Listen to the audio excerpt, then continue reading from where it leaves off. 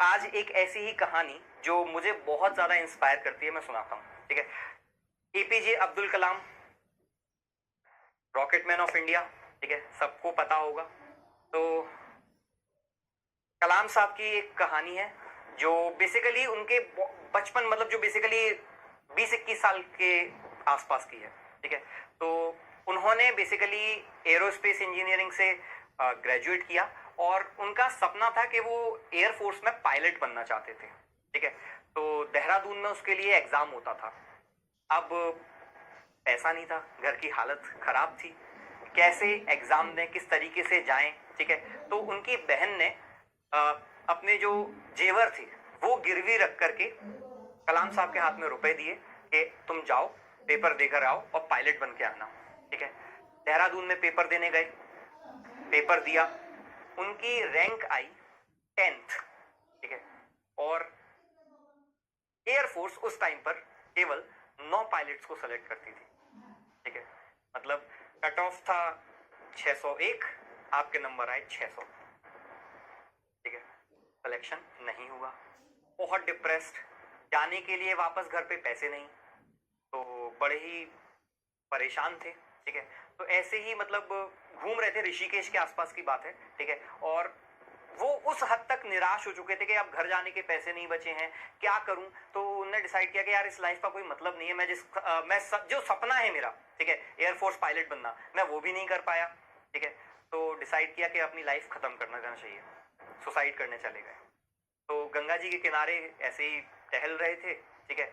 और पास ही में शाम का टाइम था, तो एक पंडित थे, वो बेसिकली शाम की आरती करके वापस आए थे। पंडित जी का नाम था पंडित शिवानंद, ठीक है।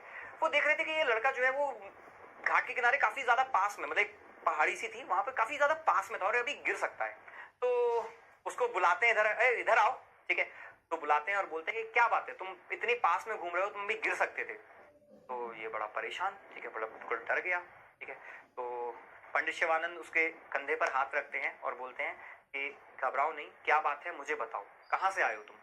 तो कलाम साहब बोलते हैं कि मैं केरल से आया हूँ और मेरे पास घर जाने के पैसे नहीं है, मेरे पास खाने के पैसे नहीं है और मुझे नहीं समझ में आ रहा मैं क्या करूँ। तो पंडित शिवानंद उसको अपने आश्रम में ले जाते हैं, ठीक है, और कुछ रुपए देते हैं और रात में उसको वहीं ठहराते हैं। अगले दिन जब वो कलाम साहब जाने वाले होते हैं तो उनसे मिलते हैं और पंडित जी से बोलते हैं कि मैं बहुत परेशान हूँ, मुझे एक सवाल का मुझे आपसे जवाब चाहिए, आपको तो सब कुछ पता है, आप सब जानते हैं, ठीक है।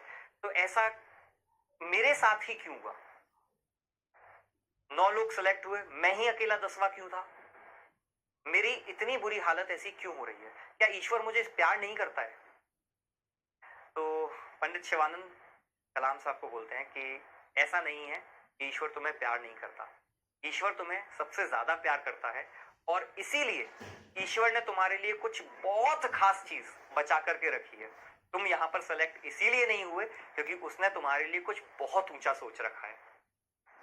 हम सभी जानते हैं कि अगर डॉक्टर एपीजे अब्दुल कलाम नहीं होते तो आज इंडिया का जो स्पेस प्रोग्राम है काफी पीछे होता, ठीक है। तो इसीलिए कभी भी हिम्मत नहीं हारनी चाहिए। और एक और चीज बताऊं, कमाल की बात, डॉक्टर एपीजे अब्दुल कलाम उस टाइम तो नहीं, लेकिन हाँ अपने ही जीवन में एयरफोर्स के पायलट बने। पायलट क्या बने, कमांडर बने, ठीक है। और कमांडर बनने के बाद उन्होंने, ठीक है, जो एयरफोर्स के चीफ थे उनको बुलाया और उनको कहा कि देखो ऐसा है कि मैं हूं कमांडर, केवल तुम्हारा ही नहीं तीनों सेना का, ठीक है, और मुझे बनना है पायलट, तुम मुझे अब ट्रेनिंग दो, ठीक है। तो ये होता है लाइफ में कॉन्फिडेंस। उस टाइम पे नहीं कर पाए तो क्या हुआ, अब बॉस बन के आए हैं, ठीक है, अब बताओ। तो इसीलिए अगर कभी भी आपको लगता है कि लाइफ में सक्सेसफुल नहीं हो पाए हैं, कहीं कुछ रह गया है, तो यकीन मानिए ऊपर वाले ने आपके लिए बहुत बड़ा सोचा होगा।